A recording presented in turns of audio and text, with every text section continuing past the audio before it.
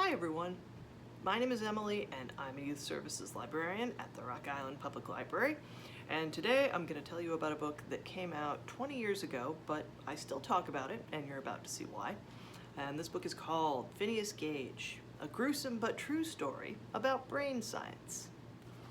And in this book, you will meet a person named Phineas Gage. Now this happened on September 13th, 1848. That's why I bring this book in September, because that's when it happened. Phineas Gage was working for a railroad company that was getting spaces ready to put down railroad tracks in. And what you need for that is flatness. You need flat places where there's not a lot of grade, like hill, and there's not obstacles, like giant boulders.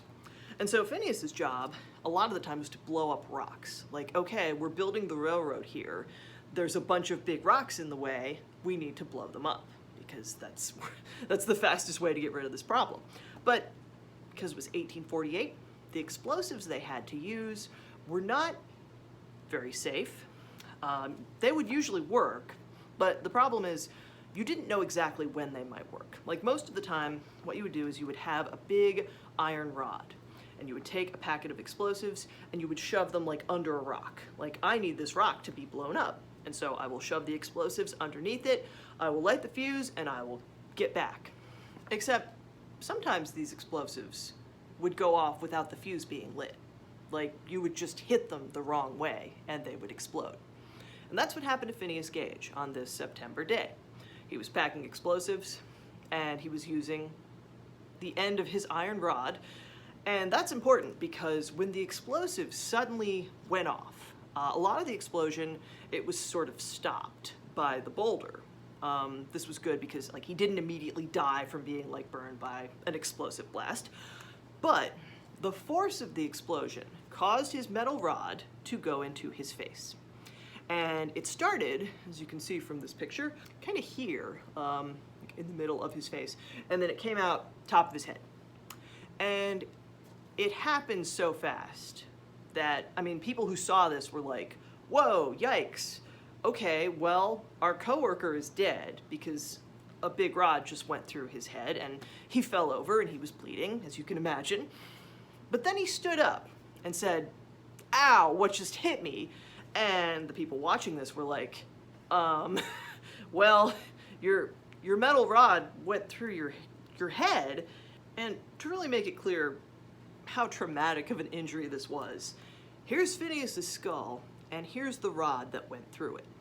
Now again, it passed through. Like you see in this picture, it looks like it's stuck, but it's not. It goes just out the top of his head, and it lands on the ground. That's why we have, after he died, we have side by side, this picture of his skull and the rod. And people said, hey, we should probably take you to a doctor. And he was like, yeah, I'm bleeding from my head, so yeah, let's go. So they took him into town, and again, he's bleeding from the head all this time, but he's awake, he's conscious, he's talking with friends. And when people explained what had happened, of course the doctor at first is like, okay, well, this person's not gonna live very long. It's 1848, you could die of a bad paper cut because we didn't have antibiotics yet. And luckily for Phineas, this doctor understood that, hey, I probably shouldn't stick my fingers in this head wound too much. That's not gonna help anything. So instead, I believe this was the doctor who was just like, yeah, I'm gonna put some alcohol on some cloth and wrap it around your head, and best of luck, because they could see his brain. You can see from his skull that for the rest of his life, he did have a hole in his head. It never totally healed over. So especially right after this happened, his brain was visible, and the doctor who examined him said, yeah, you have a headache, that makes sense because of the iron rod business, but basically we don't really have any helpful treatments for you other than bandaging up the hole. And okay, we'll put a bandage here and you just need to rest and we'll see. Because again, normally with an injury like this, even in the present day, the person would probably die. Under most circumstances, if a big iron rod goes through your head, usually you will die. But Phineas didn't, at least not right away.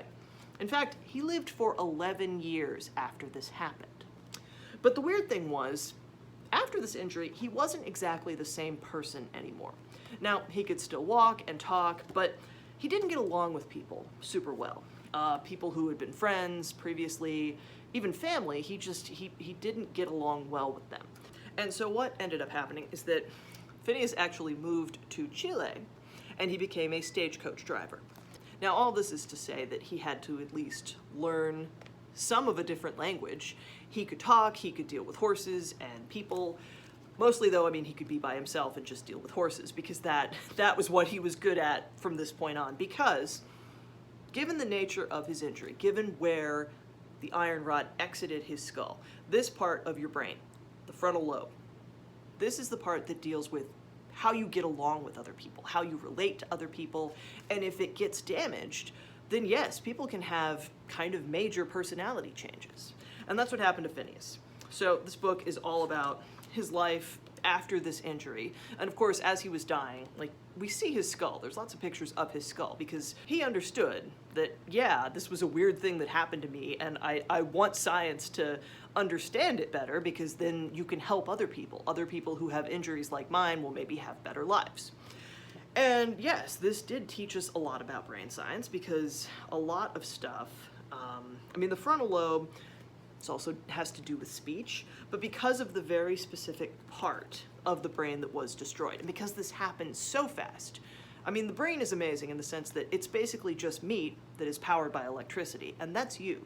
That's everything about you, everything you think, everything you're able to do. It's working constantly, and even if severe damage occurs, a lot of brain function can still continue. But in Phineas's case, in addition to the personality changes, he developed epilepsy late in life, and ultimately that is how he died, because he died in the 1850s. There weren't effective treatments for this yet. But in donating his body to science, people were able to learn a lot from this injury. And to this day, it's sort of understood that, well, because of what happened to this person and because of how it happened, we can see that different parts of the brain, they do different things.